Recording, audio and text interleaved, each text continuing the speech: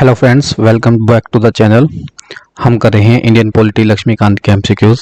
हम आ गए हैं एमसीक्यू नंबर 331 पर, और इससे पहले के 330 एमसीक्यूज आप इंडियन पॉलिटी लक्ष्मीकांत की प्लेलिस्ट में जाके कर सकते हैं। मेरी आपसे रिक्वेस्ट है कि पहले आप उनको करके फिर यहाँ से कीजिए, क्योंकि ये जितने भी एमसीक्यूज हैं ये लक्ष्मीकांत बुक के चैप्टर वाइज किए गए हैं और हम आ गए हैं पार्लियामेंट्री कमिटीज़ पर। तो चलिए शुरू करते हैं आज के पहले क्वेश्चन से। First question for the day is which of the following statement are correct regarding estimate committee. First statement is it has member only from Lok Sabha. Second statement is chairman of committee is appointed by speaker from among its member and he is invariably from the ruling party। आपको बताना है कि estimate committee के regarding इस statement में से, दोनों statement में से कौन सी स्टेटमेंट सही है। तो इसमें दोनों ही स्टेटमेंट सही हैं। एस्टीमेट कमेटी के अंदर 30 मेंबर्स होते हैं, जो कि 30 के 30 लोकसभा से ही होते हैं, एंड जो चेयरमैन होता है इस कमेटी का, उसको लोकसभा का स्पीकर रूलिंग पार्टी से अपॉइंट करता है। इस कमेटी के अंदर राज्यसभा से कोई रिप्रेजेंटेशन नहीं होता। ये पूरी डिस्क्रिप्शन आप वीडियो पॉज करके पढ़ सकते हैं। तो हम नेक्स्ट क्वेश्चन पर चलते हैं। Next question is which of the following statement are correct regarding committee on public undertaking. First statement is it is created in 1964 on the recommendation of Sarkaria committee. It has member from Lok Sabha and Rajya Sabha. Member of the committee who are from Rajya Sabha cannot be appointed as chairman। तो आपको बताना है कि committee on public undertaking के regarding इन तीनों statement में से कौन सी स्टेटमेंट सही है। तो आप देख पाओगे कि इसमें से फर्स्ट स्टेटमेंट गलत है, तो आंसर है बी। जो ये कमेटी है वो कृष्णा मेनन कमेटी 1964 की रिकमेंडेशन के अकॉर्डिंग उसको बनाया गया था, और इसके अंदर 22 मेंबर हैं, जिनमें से 15 लोकसभा और 7 राज्यसभा से है। Next question is which of the following statement are correct regarding departmentally related standing committees. First statement is each standing committee consists of 31 member, 21 from Lok Sabha and 10 from Rajya Sabha. Out of 24 standing committee, 8 work under Rajya Sabha and 16 under Lok Sabha. Recommendation of these committees are binding on Parliament. The procedure adopted by them is more flexible than in the Lok Sabha। आपको बताना है कि departmentally related standing committees के बारे में कौन सी statement सही है। इन चारों स्टेटमेंट में से स्टेटमेंट नंबर 3, जिसमें कहा गया कि इन कमिटीज की रिकमेंडेशन पार्लियामेंट के ऊपर बाइंडिंग होती है, ये स्टेटमेंट गलत है। क्यों? क्योंकि these recommendation are advisory in nature and hence not binding on the parliament.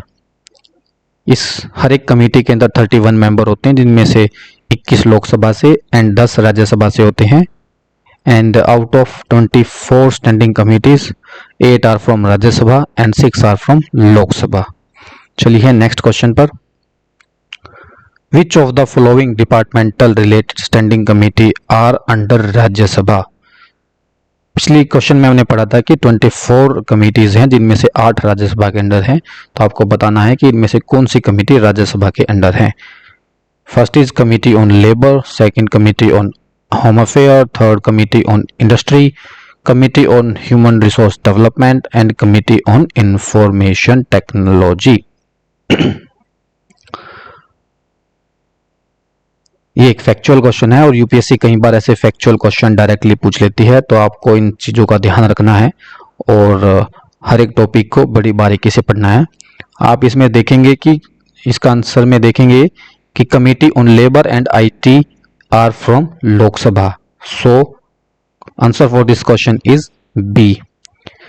तो 24 स्टैंडिंग कमिटीज में से जो 8 राज्यसभा की कमिटीज हैं वो ये हैं, Committee on Commerce, Committee on Home Affairs, Committee on HRT, Committee on Industry, Committee on Science and Tech, Environment and Forest, Committee on Transport, Tourism and Culture, Committee on Health and Family Welfare, Committee on Personnel, Public Grants and Law and Justice.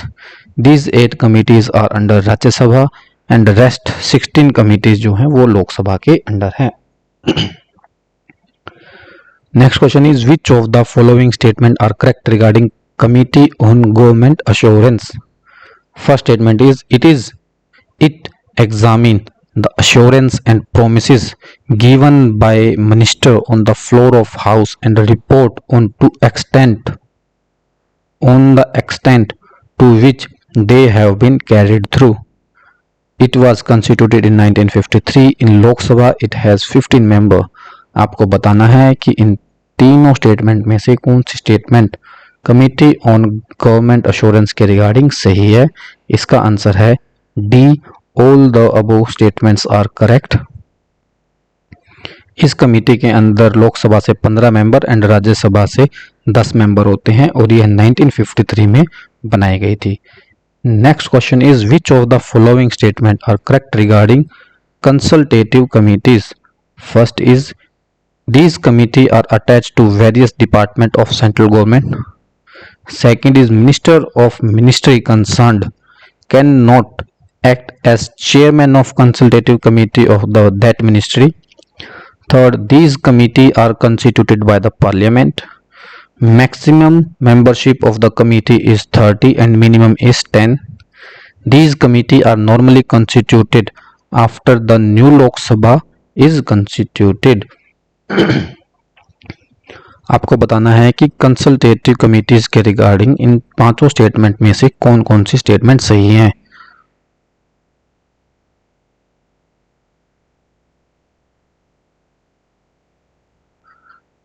आपको इसमें second statement में देखिए कि जो minister of concern ministry है वो chairman act कर सकता है and these committees are constituted by the ministry of parliamentary affair.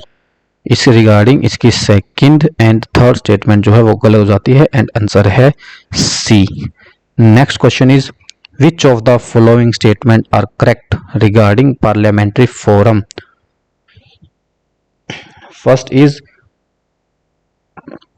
First parliamentary forum on water conservation and management was constituted in year 1955. B option is, Speaker of Lok Sabha is ex officio president of all the forums. C is, each forum can have maximum of 31 member including the president, co-president and the vice president. D, the duration of office of member of forum is co-terminus with their membership in the respective house. इन चारों statements में से आपको बताना है कि कौन सा statement सही है एंड करेक्ट आंसर है.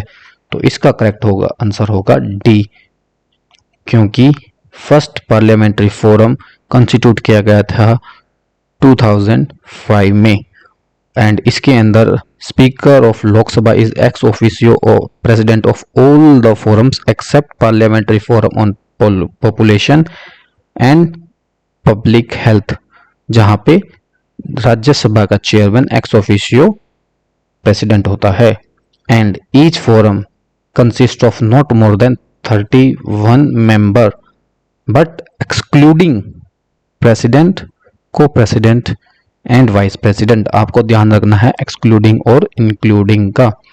So the next question is, which of the following statement is correct regarding Indian parliamentary group? तो आपको बताना है कि इंडियन पार्लियामेंट्री ग्रुप के में कौन सी स्टेटमेंट सही होगी.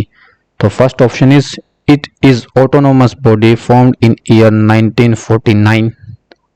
Its membership is open to all the member of parliament and legislative assemblies. Third is, former member of parliament also have full membership. Fourth, speaker of Lok Sabha is ex officio president of the group. 5, it act as a link between parliament of India and various parliament of the world. तो आप इन 5 statements में से आपको बताना है कि कौन कौन सी स्टेटमेंट सही है। तो इसका आंसर होगा C, statement 2 and 3 are wrong because the membership of IPG is open to all the member of parliament, not state legislative, and former member of parliament can become associate members, not full members but associate members, and speaker of the Lok Sabha is ex officio president of the group. So next question is, which of the following statement is correct regarding Indian and American judicial system? इसमें आपको बताना है कि India and America की न्याय प्रणाली system के में कौन कौन सी स्टेटमेंट सही हैं। First statement is Indian constitution has established an integrated judicial system. Second statement is in USA federal law are enforced by federal judiciary and state laws are enforced by the state judiciary. आपको पता ही होगा India के अंदर एक ही constitution है जिसके अंदर states and union and state are govern, but in USA state has their own constitution, so they have 2 layer of independent from each other judicial system, so both of the statement are correct and option is C. You can read the full explanation and we will come to the next question, and the last question for the day is, which of the following statement is correct regarding Indian Supreme Court? First statement is Indian Supreme Court of India was inaugurated on January 26, 1950. Second statement is jurisdiction of Supreme Court is greater than that of its predecessor Federal Court of India. Statement 3 is Part 5 of the Constitution deal with the organization and independence of Supreme Court. Last statement is Parliament can regulate the Supreme Court. आपको बताना है कि इन 4 statement में से कितनी statement सही हैं, and the correct answer is B, because the Parliament of India was inaugurated on the 28th July 1950. आपको ध्यान रखना है कि 26 जनवरी को नहीं बल्कि उसके 2 दिन बाद 28 जनवरी 1950 को सुप्रीम कोर्ट ऑफ इंडिया को इनॉग्रेट किया गया था, एंड ये हमारे पार्ट 5 के अंदर है। And parliament can also is authorized to regulate the powers and procedure of the Supreme Court, because parliament के पास बहुत सारी पावर्स हैं सुप्रीम कोर्ट के रिगार्डिंग, जैसे कि पार्लियामेंट सुप्रीम कोर्ट के नंबर जजेस के नंबर को इंक्रीज डिक्रीज कर सकता है, एंड ओवर द टाइम उन्होंने किया है। In this way parliament also regulate the supreme court. So this is for the day. आप सबसे रिक्वेस्ट है कि आप इससे पहले वाले MCQs भी ट्राई करें, एंड आप हमें सुजेस्ट भी कर सकते हैं कि पार्लियामेंट लक्ष्मीकांत के बाद हम कौन से टॉपिक से MCQ स्टार्ट कर सकते हैं। Thank you for the day. जय हिंद।